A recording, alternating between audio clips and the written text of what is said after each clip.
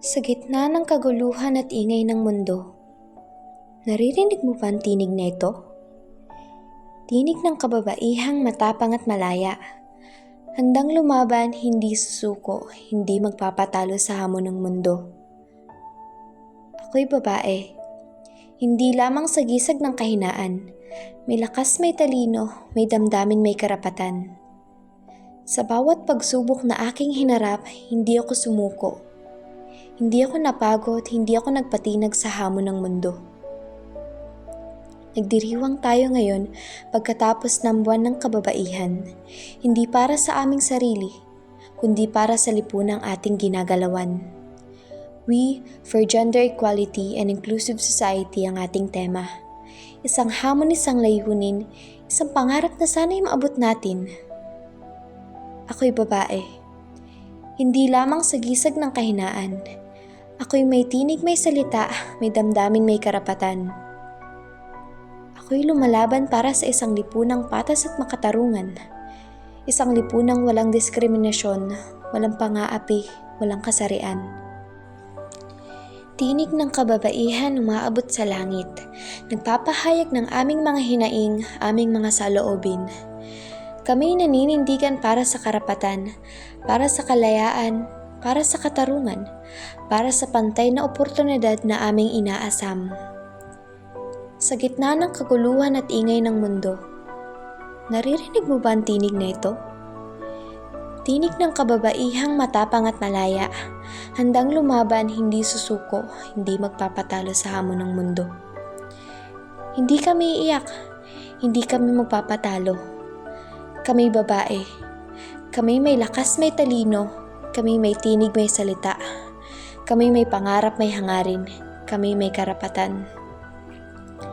Kaya sa gitna ng kaguluhan at ingay ng mundo, naririnig mo ba ito?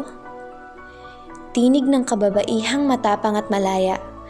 Handang lumaban, hindi susuko, kundi dediretso sa hamon ng mundo. Sa bawat hagundong na himig ng kababaihan, naririnig ang sigaw ng pagkakapantay-pantay sa bawat sulok ng bayan. Sa pagdiriwang ng buwan ng kababaihan, tayo nagkakaisa, handa sa pagbabago at pag-angat ng antas ng tao. Tingnan ng babae, kay ganda at kay tibay, ang puso at isipan laging handang lumaban. Sa bawat pagkakataon, sa anumang hamon, tinatayot nagmamarcha sa landas ng pagkakapantay-pantay. Babae, anong kagandahan ng taglay mo? Di lang sa pisikal, kundi sa kalooban din kumikinang ang babaeng tulad mo. Ang iyong tapang at determinasyon, nagbibigay inspirasyon, nagpapalakas sa bawat sulok ng mundo. Babae, anong talino ang bumabalot sa iyo? Di lang sa mga salita, kundi sa mga gawa mo rin naman. Ang iyong kaalaman at husay, nagbibigay liwanag, nagdadala ng pag-asa sa bawat isa.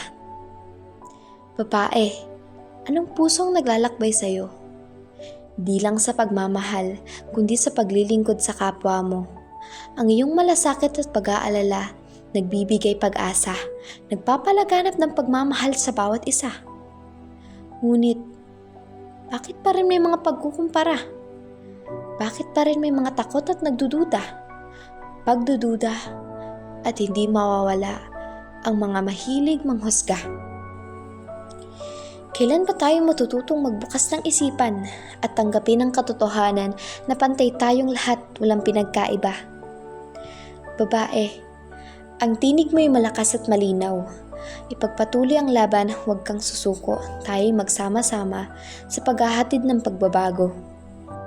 Sa bawat hagundong ng himig, tinig ng kababaihan, naririnig ang sigaw ng pagkakapantay-pantay sa bawat sulok ng bayan.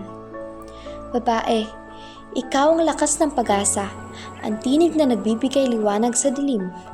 Tayo'y magpatuloy sa pagtahak ng landas tungo sa isang lipunang pantay at patas. Kaya iyong tatandaan, ikaw ay babae, hindi babae lang.